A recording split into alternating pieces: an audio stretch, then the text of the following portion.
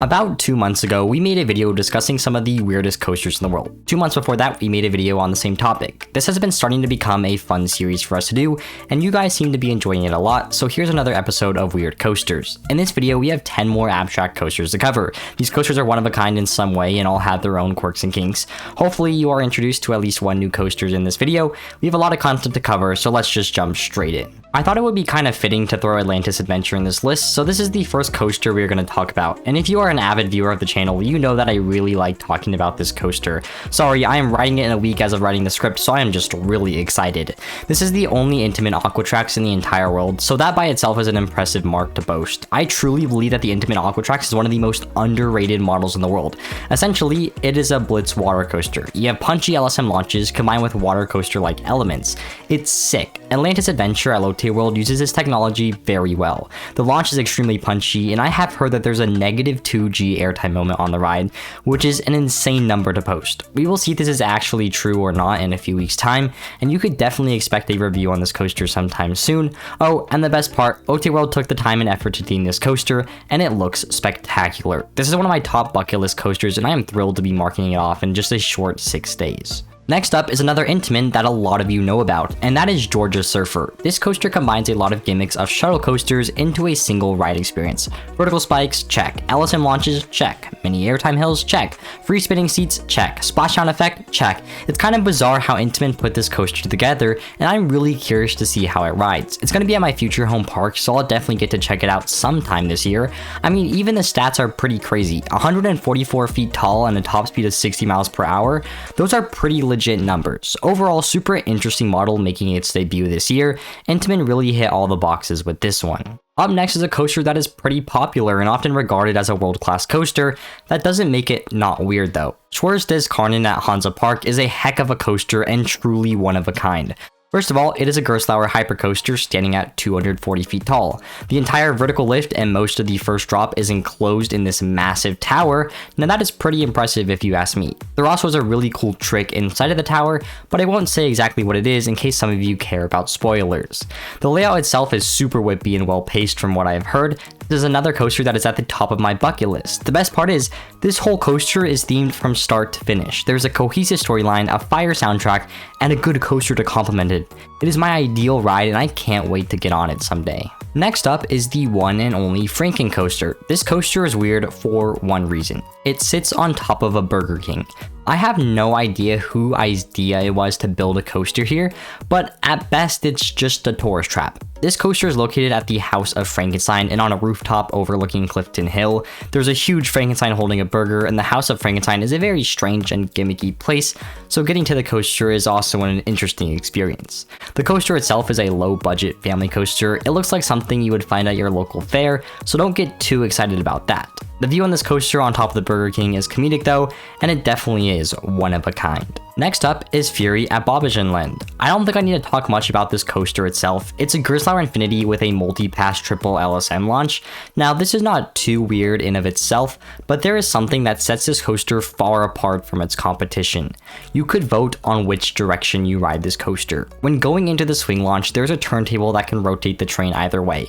Riders have buttons on their lap bars to vote whether they want to ride backwards or forwards. It's a very interesting concept that I haven't seen implemented elsewhere.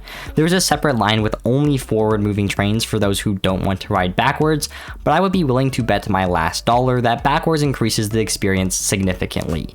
So while this coaster itself is above average and pretty typical for a compact coaster of its size, the voting concept is a novelty and a truly weird quirk. Next up is Invincible Whirlwind. This is a pretty bizarre name, but it's what you expect when mistranslating Chinese. This is one of 11 Jinma ride clones of a ripoff Intamin spinner, so not really unique in that department. However, it is just such a quirky model that it is worth mentioning. Even Tornado is a weird coaster, so a Jinma ripoff of it is definitely interesting.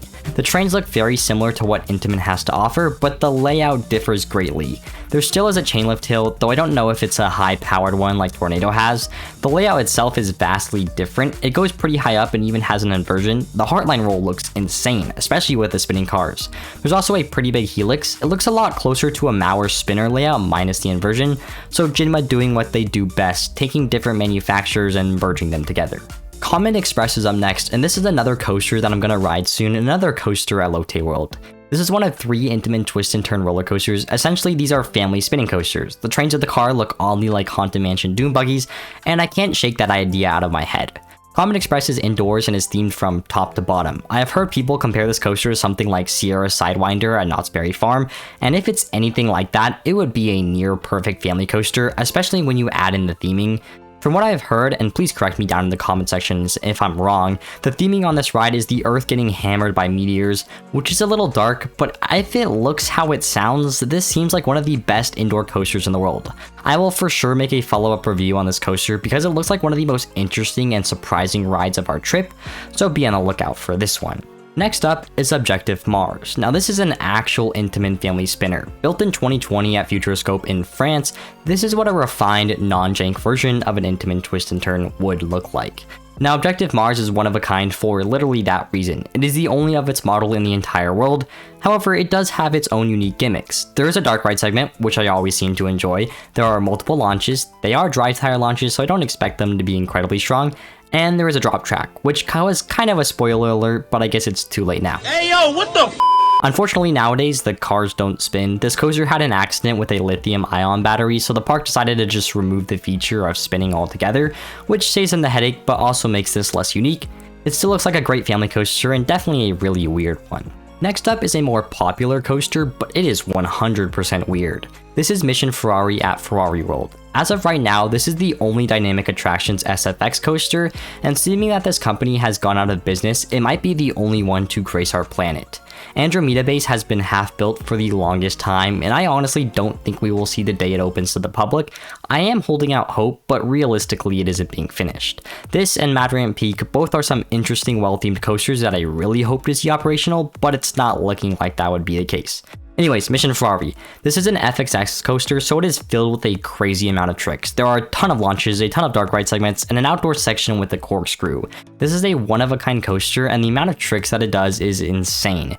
There's nothing on this planet that really comes close to this coaster. I mean, maybe Escape from Gringotts, but that's not on an extreme scale like this is, nor does it feel like a coaster. Mission Ferrari combines the best of both worlds with dark ride and coaster.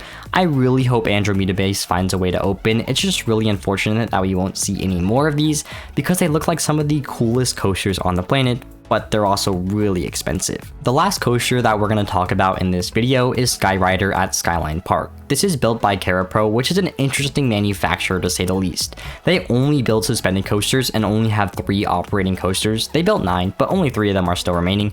All of them were built within the same 3-year span, so it is interesting to see which ones have made it this far. Skyrider is the only gyro flyer, which from the looks of it has a different seating arrangement and spinning cars, so it takes the bat flyer and adds spinning on top of it. It has a vertical lift, but that is typical for this company. The spinning is what makes it really interesting. Also, the fact that it is still operating is a title to brag about. The layout itself looks really meh, but the bizarre ride system is all what I need to put it on this list. It definitely is an interesting ride, and I don't know how much longer it is gonna last. So those are 10 coasters that I would say are unique in some way. I hope I introduced you to at least one new coaster because that is always fun to do, though these coasters are more well known than other videos. This was really fun to make. Let me know if you want to see more content like this in the comment section down below, or if you have any interesting insight to the coasters we talked about. That's all for today's video, guys. As always, make sure to like and subscribe, join the Discord, link in the description. I'll see you in the next one. Have a great rest of your day. Goodbye.